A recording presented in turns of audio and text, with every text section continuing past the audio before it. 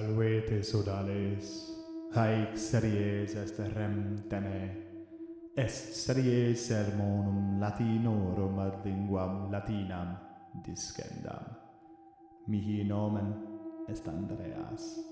Et hodie vobis fabulam horrificam narrare volo. I want to tell you all a scary story. Vobis fabulam horrificam narrare volo. Haec fabula quam vobis narraturus sum, which I'm about to tell to you all. Quam vobis narraturus sum primum scripta a Petronio in libris suis saturicon formam huius fabulae simplicem iam narro. Hanc fabulam et prima persona, in the first person. Prima persona narro. Estis ne parati. Incipiamus. Comites. Comrades, people who go with you. Comites. Servus olim fui. Cum servirem in vico neighborhood. Vico parvo habitabam. Quadam nocte ego et comes meus ad res inveniendas seximus, comes meus miles fortis erat.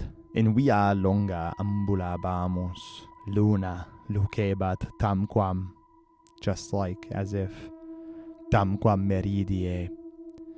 Inter monumenta ambulabamus, et comes meus ad stelas, funeral markers, stelae. Stelas ambulavit, ego expectans cantabam, et stelas numerabam, ut respexi, as I looked back, ut respexi ad comitem, ille nudus erat, se exuit, et omnia vestimenta in via posuit. Quid est hoc? Sto, tamquam mortuus, ille circum minxit, peed around, urinated around. Circum minxit vestimenta sua. Fufae. Et comites subito lupus factus est. Nolite me iocari. To joke. Iocari putare. Serio dico. Postquam lupus factus est. Ululavit. He howled. Ululavit. Et in silvas fugit. He fled. Fugit. Nesciebam ubi essem. Deinde ad vestimenta ambulavi. Ad ea tolenda. Pick up. Lift up. Tolenda. Sed lapidea. Rocky, made out of rock. Lapidea erant. Fere moriebar timore. Ad amicae villam fugi. Et cum inter avissem sudabam. I was sweating. Sudabam prosus. Et oculi mortui erant. Tum amica sic mihi narravit. Si ante venisses. Caedem.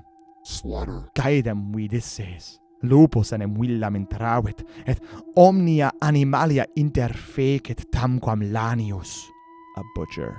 Lanius.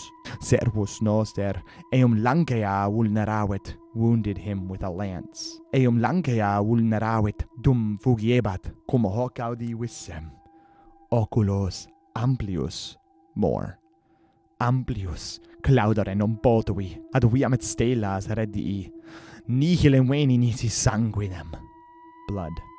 Sanguinem. Domum redii, et ibi erat comes meus, in lecto jacebat, tamquam pos medicus colum meus curabat, ille vulneratus erat. Statim intalexi eum esse versipellem, nec postea panem cum eo commedere potui, non mentior, comites, non mentior. Iterum, totam rem dicam, Galerius, et sine vocabilis Anglicis, salvete sodales, haec series est Rem Tene, et series sermonum Latinorum ad linguam Latinam discendam, mihi nomen est Andreas, et hodie vobis fabulam horrificam narrare velim.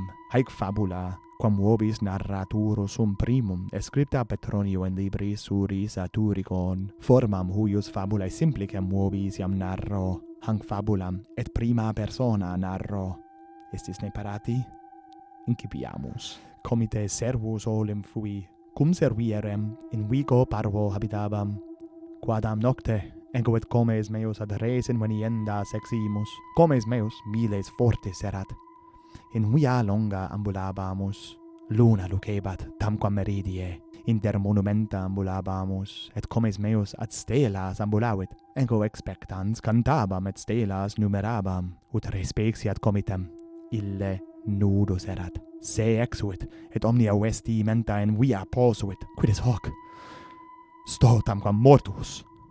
Ille circum minxit vestimenta sua, vai, et comites subito lupus factus est, nolite meo cari putare. Serio digo, postquam lupus factus est ululavit et in silvas fugit, nesciebam ubi essem, deinde ad vestimenta ambulaviat eat olenda, sed lapidia erant. Vere moriebar timore. Ad amicae villam fugi, et cum intera vissem sudabam prosus, et oculi mortui erant. Tum amica sic mihi narravit. Si antea vinisses, caidem vidisses, lupus enem villam interravit, et omnia animalia interfecit tamquam lanius. Servus noster, eum langea vulneravit, tum fugiebat. Cum hoc audi vissem, oculos amplius claudere non potui, ad villam et stelas redi, nihil veni nisi sanguinem. Domum redii, et ibi erat comes meus. In lecto jacebat tamquam bos. Medicus colum meus curabat, ille vulneratus erat. Statim inter lexi eum esse versipellem. Nec postea, panem cum meo commendare potui. Non mentior comites, non mentior. Placuit ne vobis, haec fabula, scribite nobis infra, et mementote sodales. Rem Tene, verba sequentur.